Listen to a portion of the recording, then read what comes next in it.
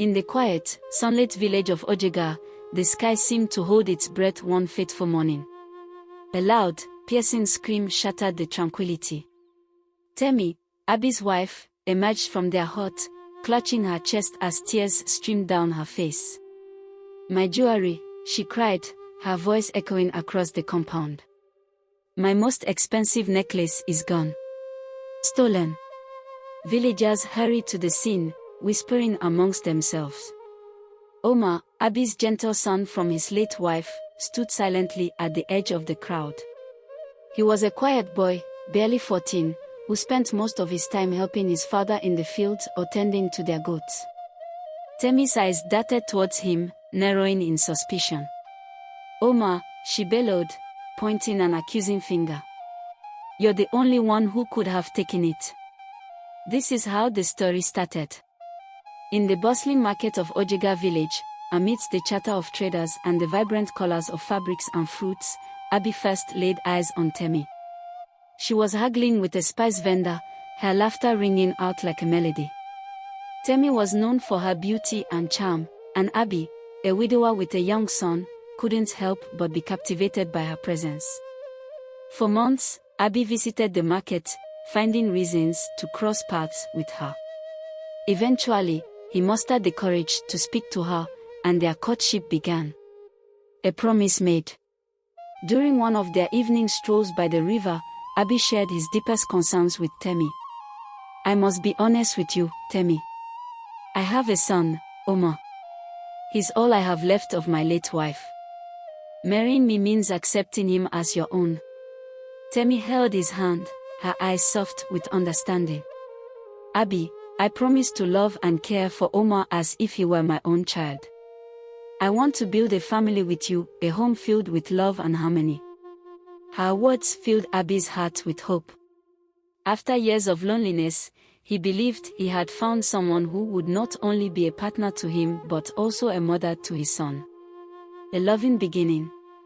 When Temmy and Abbey married, she went out of her way to show affection to Omar.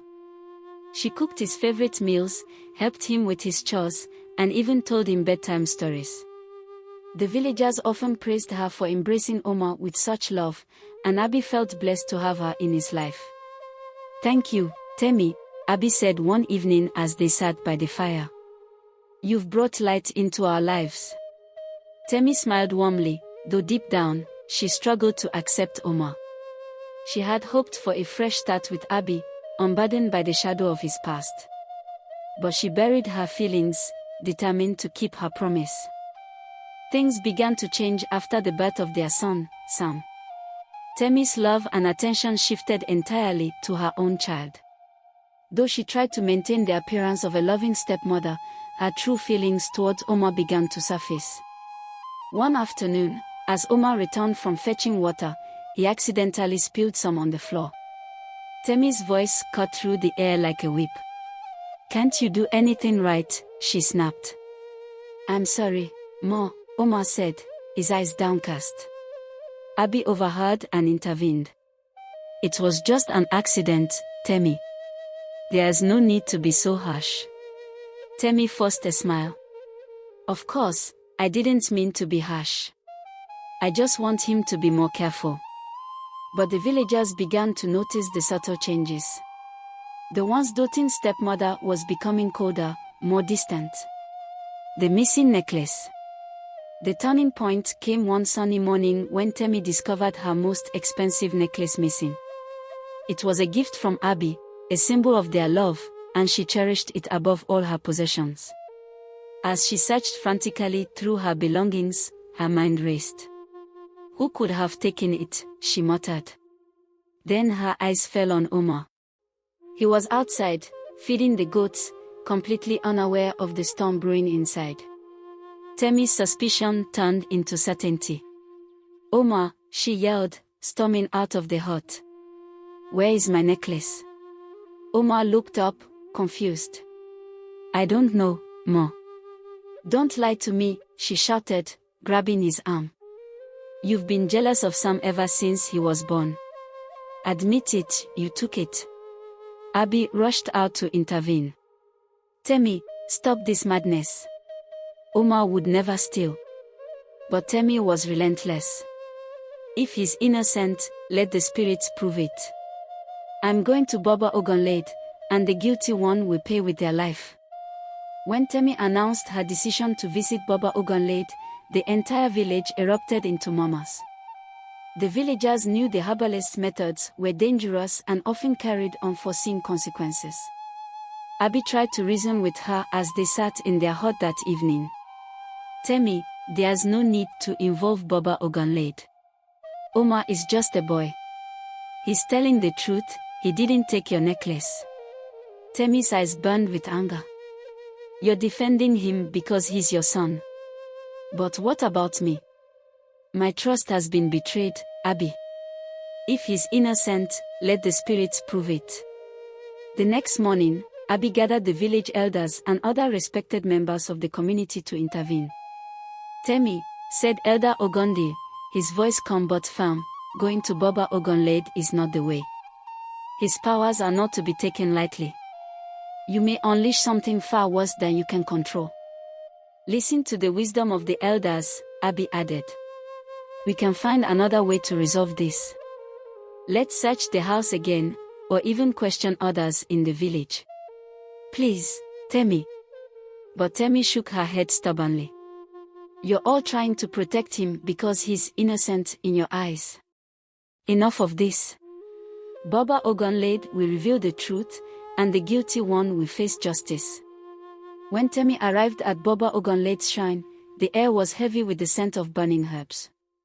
The herbalist, an imposing man with piercing eyes, listened as she explained her plight.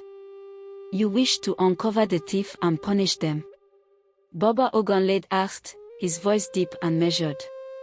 Yes, Temmy said confidently. The spirits must expose the guilty one and punish them accordingly. Baba Ogunlade stroked his beard thoughtfully. Be careful what you ask for, woman. The spirits are not merciful. Their judgment is final and irreversible. If you are wrong, the consequences will be severe. Temmy hesitated for a moment, then stilled herself. I am certain, Baba. The boy is guilty. Do what you must. The herbalist sighed and began his ritual. He chanted, threw bones onto the ground, and gazed at the arrangement. When he finished, he looked up at Temmy. The thief will be revealed by nightfall, he said. And the spirits will punish them with death. Are you ready to accept this outcome, no matter what it brings? I am ready, Temmy said, her voice unwavering. Baba Ogunlade nodded. Then leave and prepare yourself. The truth will come to light. As Temmy left the shrine, she encountered Abbey and the elders, who had followed her, still hoping to change her mind.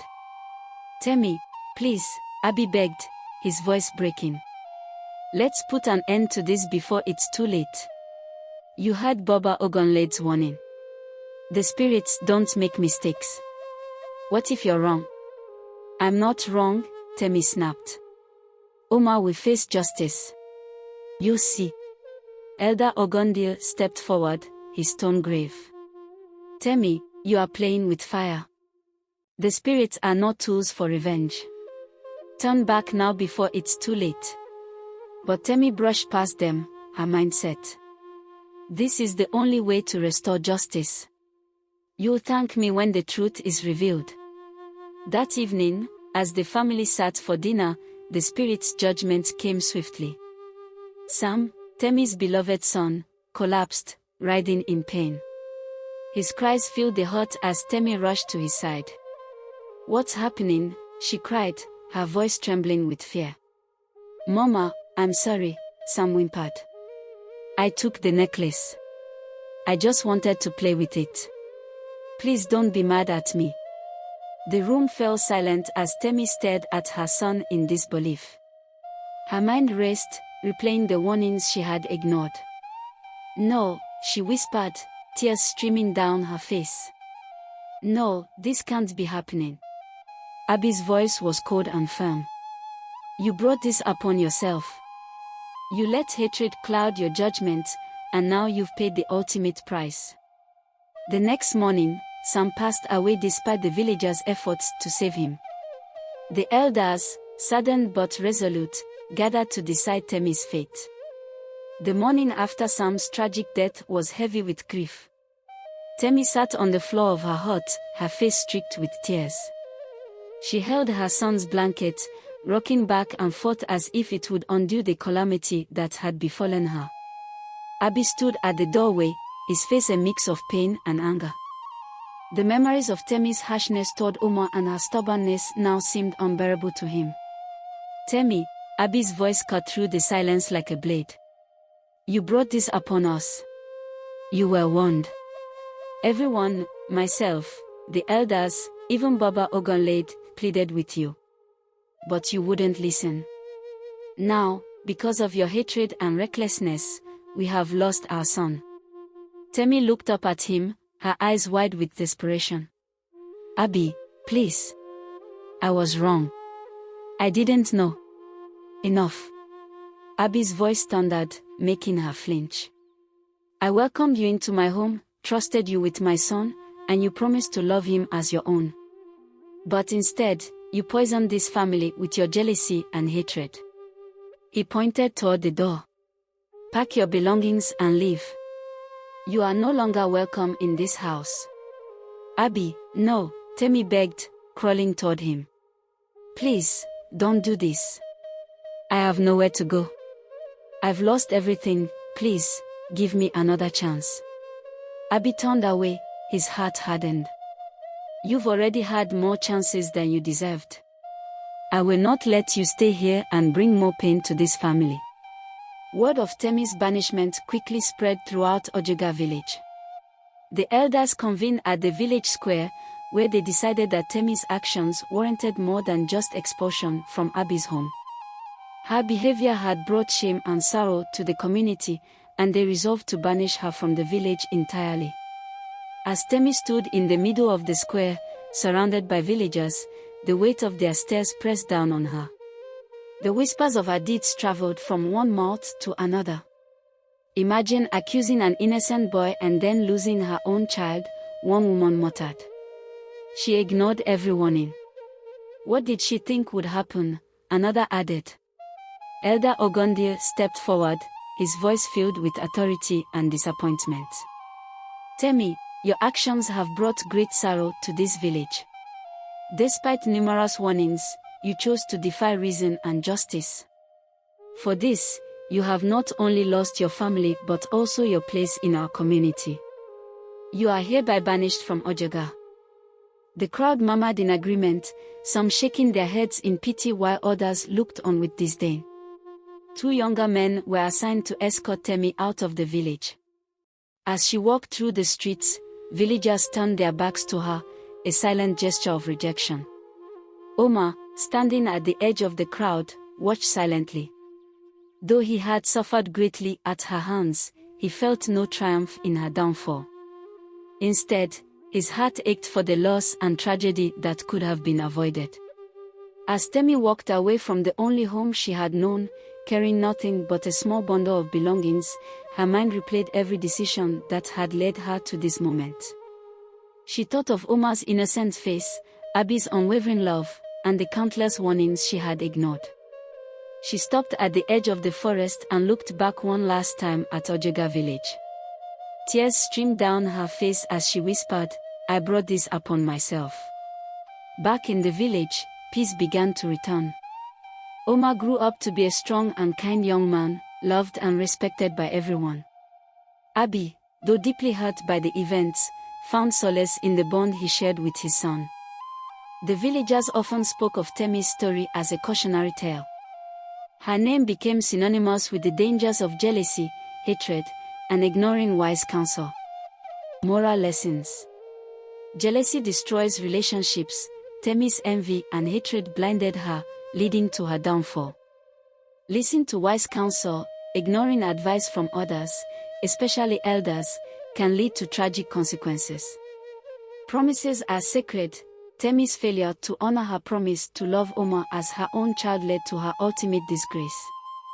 Hatred harms the hater more than the hated. While Temmy harbored hatred for Omar, it was her own life that was destroyed. The story of Temmy's expulsion from Odugar remained a lesson for generations, a reminder that love, humility, and wisdom are the true pillars of a happy life. Thanks for watching to the end. Kindly like, share, comment and subscribe to this channel for more interesting African folktale. God bless you.